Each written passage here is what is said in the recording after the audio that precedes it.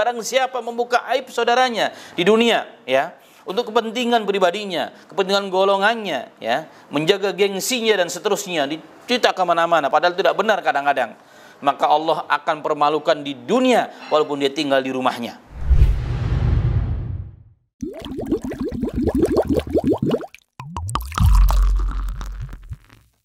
Sebagaimana kita dilarang membuka dosa kita, bercerita orang lain, padahal kepentingan kita sendiri, ya kan? Kita nggak boleh kita ceritakan orang lain, untuk diri kita sendiri dirugikan. Maka sangat keras ancaman dari syariat untuk membuka aib saudara kita. Yang benar adalah dilakukan. Nggak boleh kita buka di depan orang lain, ya kan? Apalagi kalau hanya berlandaskan praduga dan prasangka. Kecuali kata ulama, jika ada beberapa catatan, di antaranya boleh, karena memang orang itu jahat.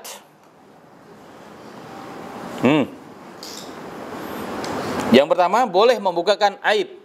Yang pertama adalah apa? Catatannya, karena orang itu menjadi adat kebiasaannya. Memang tukang tipu dia, terbukti tukang tipu, banyak yang kena tipu, maka kita harus ceritakan nih kepada orang lain supaya orang lain tidak kena korban. Tapi kalau yang memang dia hanya sekali dua kali tergelincir, dia memang dia mencuri, korupsi, ditanya kenapa? Gaji saya sedikit pak, istri saya sedang mau melahirkan, anak saya sakit, kontrakan belum bayar, maka terpaksa dia nyuri, mau pinjam orang nggak ada mau minjemin. Kita maklumi, oh dia perlu dia. Udah kita tutup hijab, sudah. Tapi jangan keulang ya dek, ya nak, wahai fulan, jangan diulang. Udah tutupi. Tapi kalau kerjanya nipu orang, bahkan agama pun ditipu-tipu, bukan sekali dua kali kerjaannya, maka perlu orang lain itu tahu. Makanya kenapa Allah menceritakan Firaun dalam Al-Quran? Maksudnya supaya orang jangan ikutin gaya Firaun. Tapi tadi yang menggoda Nabi Allah Yusuf nggak diceritakan namanya oleh Allah. Kenapa? Sekali dilakukan tergelincir, kan tergoda sebagai seorang manusia yang biasa melihat seorang yang sempurna secara lahiriah, ya kan? Karena dia tiap hari digunjing oleh orang, dia pun akhirnya melakukan kepada yang sama dalam apa namanya? Dalam ayat tersebut apa yang dilakukan? Dia undang para pembesar-pembesar wanita-wanita kerajaan, disuruh memegang pisau satu-satu dan apel satu-satu. Disuruh keluar Nabi Yusuf.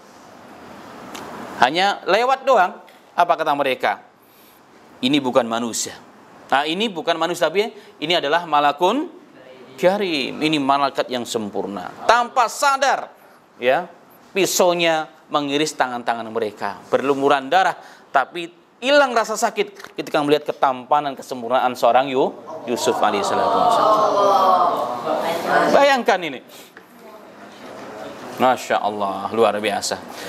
Ini kesalahan, ya, fatal memang, tapi sekali dia lakukan, dihijab oleh Allah. Allah menghijab nama Zulaikha, dihijab oleh Allah Subhanahu wa ta'ala.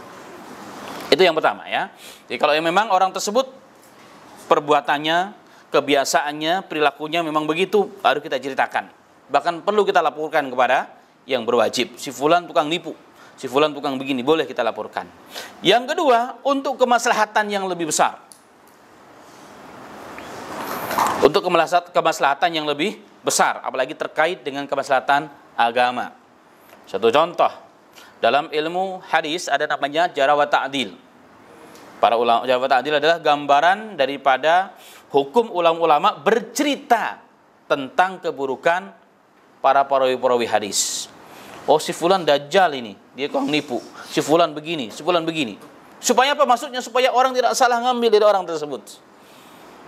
Ini ada, ya, makanya Imam Bukhari tadi takut banget karena beliau ahli ilmu, ahlinya jarh wa ta'dil beliau, tapi beliau takut walaupun itu semua dilakukan untuk kepentingan apa? Agama, tidak ada karena rasa dalam dirinya sendiri, karena sensi iri hati dalam diri nggak ada, betul-betul karena Allah Subhanahu wa ta'ala. Nah, kurang lebih dua hal itu, atau mungkin ada tambahan yang lain, itu boleh diceritakan kepada orang lain, tapi kalau tidak harus ditutupi. Tadi dikatakan, barang siapa menutupi aib saudaranya di dunia, Allah tutupi aib di dunia dan akhirat. Tapi barang siapa membuka aib saudaranya di dunia, ya, untuk kepentingan pribadinya, kepentingan golongannya, ya, menjaga gengsinya dan seterusnya, dicerita kemana-mana, padahal tidak benar kadang-kadang. Maka Allah akan permalukan di dunia walaupun dia tinggal di rumahnya. Dia di rumahnya, tapi aibnya udah kemana-mana. Dan di akhirat disiapkan azab yang pedih. Wa na'udzubillahi min dzalika.